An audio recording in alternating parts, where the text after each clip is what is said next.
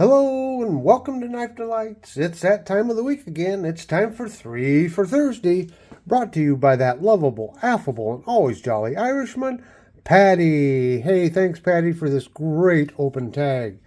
I thought I'd change things up just a little bit different this week. I thought I'd break out 3 knives that I used to carry while I was a peace officer. And, let me give you a little explanation. I've always kind of referred to myself as a peace officer, and my philosophy was I never did really like the term LEO, or law enforcement officer. Now, I was a municipal officer in a small rural town, so we did so much more than just enforce laws, and to me it was a matter of attitude that our job is, well, first off, we're certified as peace officers. We're not certified as a LEO or certified as a police officer. We're certified peace officers. And our first priority was to keep the peace. Now, sometimes that involves arresting somebody or taking some other actions. But to me, it was a frame of mind that you always go into this situation that your first and foremost responsibility was to just keep the peace. So, and in a small town, you're so much more. I remember one shift, I arrived at the ambulance call. We had a small volunteer ambulance service, and man, they were great people, great EMTs on that. But we were usually first at the scene and rendering assistance and first aid before the ambulance got there. So I answered an ambulance call, first on the scene. Then later on, had a disturbance and an incident, and ended up, having to arrest someone, unfortunately, and take them to jail. And then near the end of my shift, a fire call came in, and there was a car on fire. And I rolled up on that, and lo and behold, the back seat of a person's car was engulfed in flames, and the windows were down. So I grabbed my fire extinguisher and had the fire all put out before the fire department even got there. So, I pretty much performed all 3 functions of public safety all in one shift. But that's what always kept the job interesting.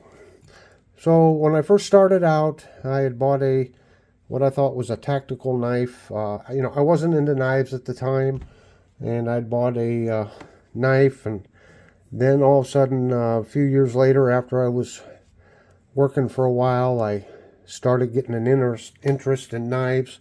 And so I started picking up some knives that were kind of suited directly to the job. So at any given time, I might have, 5 or 6 blades on me.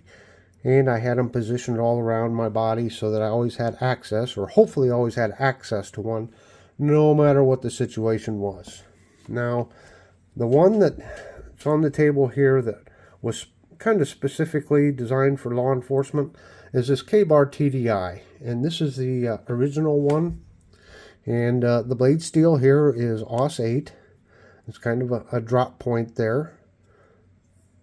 And you can see here, this one was made in Taiwan. And this is designed to be worn on your off. Well, here we go with YouTube rules.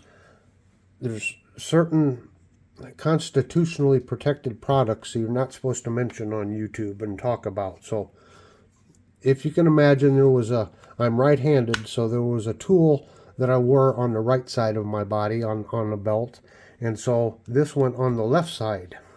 And this was hidden back behind some other gear on my duty belt. And as you can see, it's almost designed like a holster and a pistol grip, so that when you pull it out, you rock it back. Kind of the same motion you do with your... what did I just say? I just said the bad word, didn't I? Like when I was pulling out my other tool, right? So it would come out in my left hand. And as you notice, when you do that, this is all the way up against the back of your hand. Your hand just naturally forms a fist when you have this. And so now again, I can't discuss, violence and things like that, but you get the point. You get a good fist on there. This is not coming out of your hand, and it's designed for close quarters. I mean extremely close quarters, like a person is right up on you. So this is a wonderful self-defense knife. Again, this tool rocks out the back, so if somebody's standing in front of you, they're getting it like that, and this thing, in theory, is not going to come out because you got to rock it backwards. So that was one of the safety features for this knife. Secondly, I always had this on my ankle, and this is the Buck Ops 616 Boot Ops knife. It has these wonderful G10 scales on it. Yeah. You can see here 154 cm steel. Very pointy, very pointy, very sharp tanto blade to it. Has a very nice little hilt here. It's a 3-fingered knife, but it comes with, there's a leather attachment that this can be attached to, so you can attach it to your belt if you wanted to do belt carry. But this was for wrapping around the ankle, and this worked out very well because when I put this around my ankle, the top of this would just kind of slide down into the top of my boots, and it would hold it in place very firmly. And of course, it's heavy duty hook and latch system here. It's got a limiter, and I wore this for several years, and you can see it's still in pretty good shape, although you can see some wear there. But this is just this was a wonderful little boot knife. I like that logo on there. Look at that on both sides.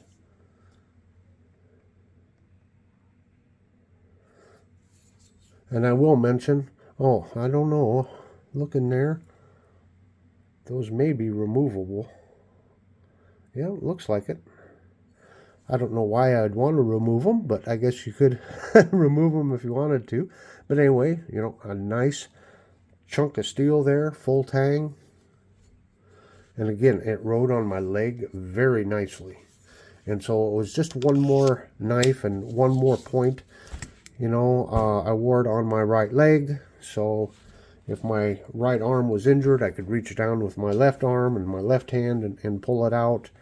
So that's what I'm talking about, having knives at different points around the body. And lastly, maybe this is more of a fantasy knife. I don't know. But I bought it. It fit well in my cargo pocket. My cargo pockets had little pockets within the pocket with a little, little pockets within the pocket, I guess you would say. And this fit right down in there very nicely when it was folded up. And this is the CRKT M21 SF. And, you know, I just thought I had to have the tactical knife. But this is a very nice knife, although it is a little heavy. But you can see here with these, what do I want to say, these two flippers here, it creates a very nice hilt, which is kind of unusual on a folding knife. But you got that really nice hilt. And of course, we do have a small amount of serrations. And, you know, even though I'm not a big fan of serrations on knives, on a rescue type knife or multi-purpose knife, you know, for what this was designed for, having a little bit of serrations there, a little bit of an option, you know, it's nice to have it there. And it's not taking up like half the blade like on some knives. But it's got this beautiful spear point blade. And again, this is Aus 8 steel. And it is a Kit Carson design, as you can see there. Now, CRKT also had the M16 that came out several years ago, and I know that was a very popular knife. Very popular. They sold a lot of them. I think the military really bought those up. You can see that nice swedge, nice full swedge down there. Really makes the blade thin down there. Now this model here does have the safety right here. So to close the knife, You have to pull back on this button here. Actually, pull back on it there, and then the liner lock, and that's how you get it folded. Some people did not like that. They thought that was an extra step that they didn't need. I don't know. It never bothered me any. I don't know if the newer models still have that secondary safety on there or not. But anyway, there is the CRKT M21. So again, here's 3 of the knives I used to carry as a peace officer. I hope you've enjoyed this video. Make sure and check my end screen there. I'm going to put a link to one of my playlists there. I have lots of great videos, so make sure and check them out. And once again, before I close, thank you, Patty, for this great open tag. Now everyone go out and have a very delightful day.